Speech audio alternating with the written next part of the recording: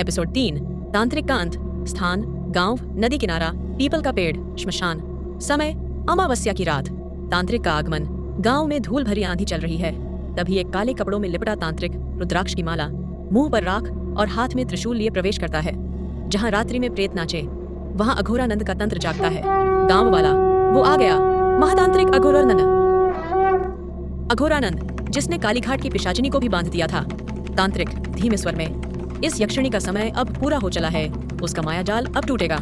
संकेत अकेले अंधेरे में गुमसुम बैठा है, उसकी एक आंख पूरी तरह लाल हो गई है। तांत्रिक की तैयारी। तांत्रिक नदी किनारे एक यज्ञ मंडल बनाता है। संकेत के शरीर से यक्षिणी को अलग करने का संकल्प लेता है। तांत्रिक, आज पूनम की रात है, यक्षिणी सबसे कमजोर और सबसे क्रूर होती है, इस मंत्र से उसे आत्मा से अलग कर दूंगा। संकेत अभी पूरी तरह खोया नहीं है, अगर आज की रात यक्षिणी को उसकी आत्मा से अलग कर दूं, तो गांव बच सकता है। उसके चारों ओर मंत्रों की गूंज शुरू होती है, हवन कुंड से अग्नि उठती है। तंत्र विद्या का दृश्य बेहद भयानक है। यक्षिणी का प्रकट होना। पीपल के पेड़ से अचानक हवा तेज हो जाती है और यक्षिणी प्रकट होती है। उसका रूप अब और विकराल है, चेहरा काला, आंखें आग जैसी और हाथों में मांस के टुकड़े। यक्षिणी बजना में, कौन है तू जो मेरी आत्मा से मेरा प्रेमी छीनना चाहता है? जो मेरे प्रेमी को छुएगा, उसकी आत्मा मैं निचोड़ लूंगी। तांत्रिक डटकर, मैं वही हूँ जो तुझ जैसी दुष्ट आत्माओं को अग्नि में समाहित करता है।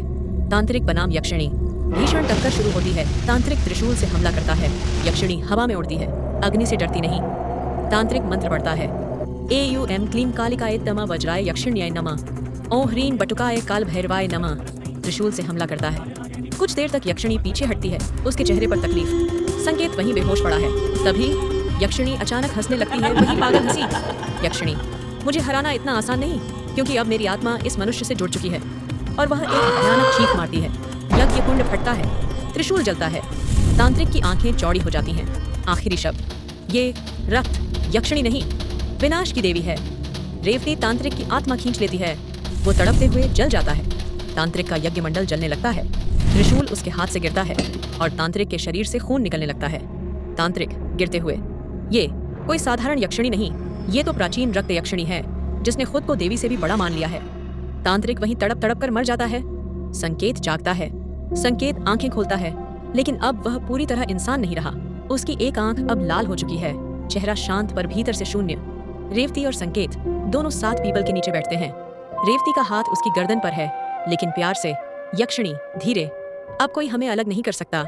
यक्षिणी धीमे स्वर में, अब तुम मेरे हो और कोई तुम्हें मुझसे छीन नहीं सकता। संकेत धीरे से मुस्कुराता है, प्रेम या मृत्यु, अब फर्क ही क्या है? पीछे एक और युवक की चीख गूंजती है। Episode end to be continued.